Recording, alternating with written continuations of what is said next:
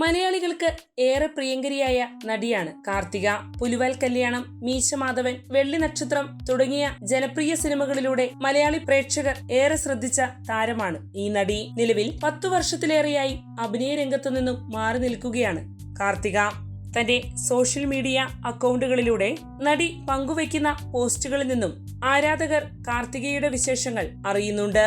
ഇപ്പോഴിതാ തന്റെ 3 മക്കളെയും ചേർത്ത് പിടിച്ച് കാർത്തിക പങ്കുവച്ചിരിക്കുന്ന ഒരു ഫോട്ടോ ഏറെ ശ്രദ്ധ നേടിയിരിക്കുകയാണ്.